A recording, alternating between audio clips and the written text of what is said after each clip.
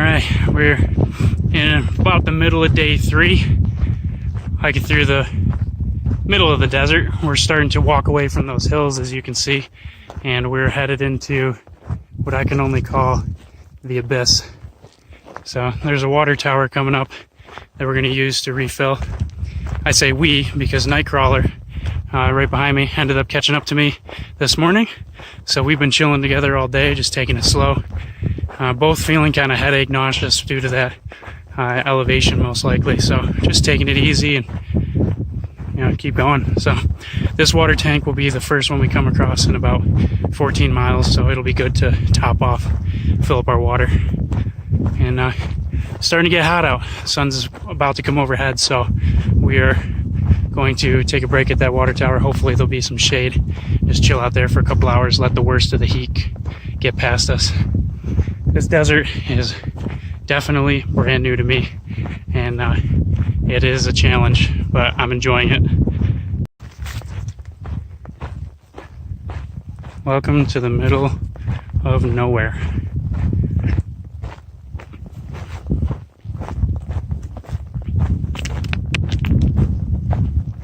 Alright, we have made it to a water source.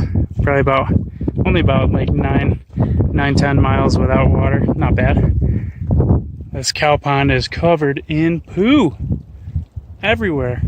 But we got this nice, used to be windmill, now just electrical powered pump that drives some water in. Luckily this water itself looks a lot better than the cow pond, because I'd rather be filtering that than that. Out here in this wide open desert, excuse the wind noise, I'm looking for some shade because it is getting hot.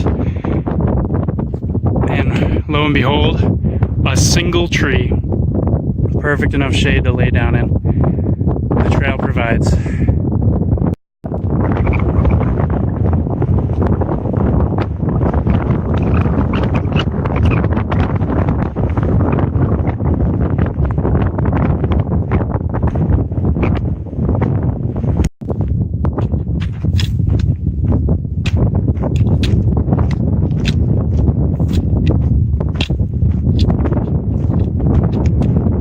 Made it to water cache number 3.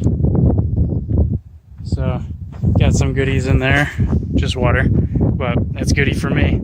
About 14 miles of walking to get to this cache, so a little low on water, but still doing really well, like not even close to being in danger, so that's pretty awesome. We're going to set up camp here tonight. It's been a pretty decently long day. I put in about 16 miles. Nightcrawler, who's, I don't know if you can see him somewhere around there, he's on his way in, so he'll be here in a couple minutes. He put in about 20 miles today because crazy guy starts around 3 a.m. There's a reason they call him Nightcrawler. As you can see here, the sun is getting close to setting, so I'm going to be setting up camp right over there, so that I can have a nice flat sandy spot to camp in and be pretty close to the water cache, so I can use it for filling back up in the morning right before I leave for the next cache.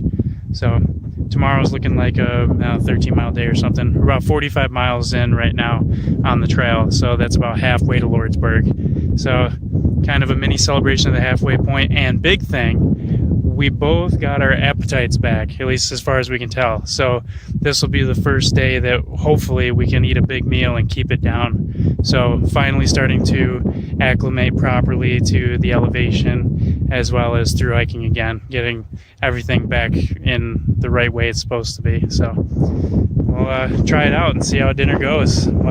That's it for me tonight. Just for this special episode, I'm going to give you an inside scoop on the evening of a thru-hiker.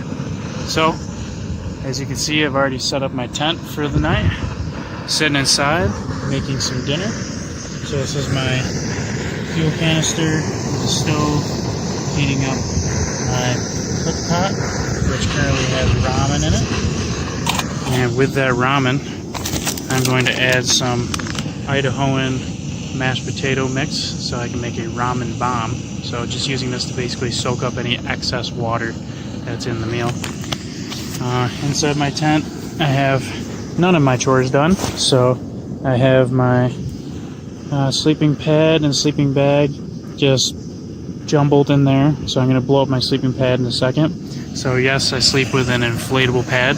I also have an inflatable pillow because I like luxury items and it makes it for better sleeping. Out here where there's not a huge threat of big animals, I just sleep with my food.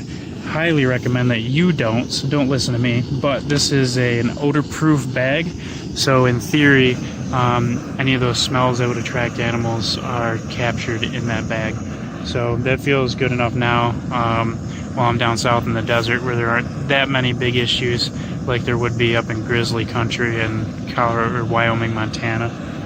So basically just like every night in my vestibule, I leave my backpack here with all the essentials underneath just to keep them out of the elements. And then my life is just a mess. There's just crap everywhere and I wouldn't have it any other way. I also hang my laundry up on this 550 cord I put in here. Right now it's just my sun gloves, but I'll be throwing up my socks, my underwear, my tights, basically everything that I'm wearing right now. And then just wearing my shorts to bed so everything can dry out overnight. And other than that, just be kind of hanging out, eating, and enjoying the sunset. And chilling out with Nightcrawler, who's got an almost identical tent to me. He's just got the 2-person, I have the 1, so he's a diva, so he needs more space. So that is an evening for Thru-hiker.